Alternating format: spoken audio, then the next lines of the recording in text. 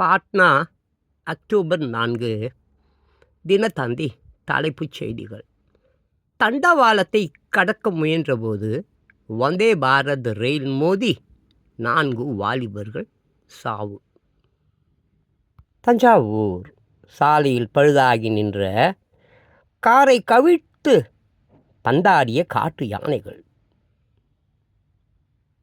புதுடெல்லி தேசிய நெடுஞ்சாலைகளில் QR கோடு பலகைகள் பயண வழியில் கிடைக்கும் வசதிகளை தெரிந்து கொள்ளலாம்.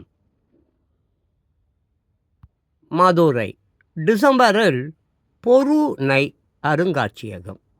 கீழடி திறந்தவெளி அருங்காட்சியகம் ஜனவரி மாதம் திறக்கப்படும். முதலமைச்சர் மு க ஸ்டாலின் அறிவிப்பு. புதுடெல்லி AP சிங்.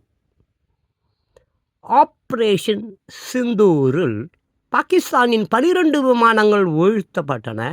இந்திய விமானப்படை தளபதி பெருமிதம். திருச்சூர் சப்ரி.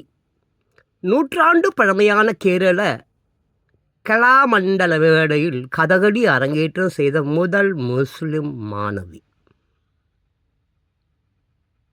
பாட்னா பீகார் சட்டமன்ற தேர்தலில் 35 இடங்களை கேட்கும் கம்யூனிஸ்ட் கட்சிகள்.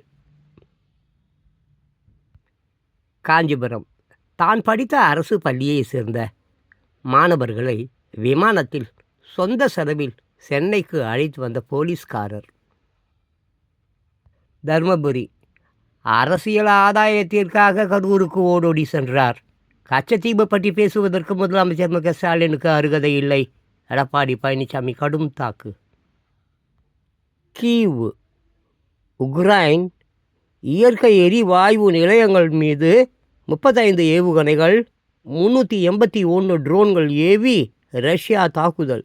மின்சார கட்டமைப்பை அழிக்க திட்டம். சென்னை சொந்த மக்களை காப்பாற்ற முடியாதவர்களுக்கு சட்டசபை தேர்தலில் மக்கள் நிச்சயம் பாடம் புகட்டுவார்கள். மத்திய மந்திரி எல் முருகன் அறிக்கை.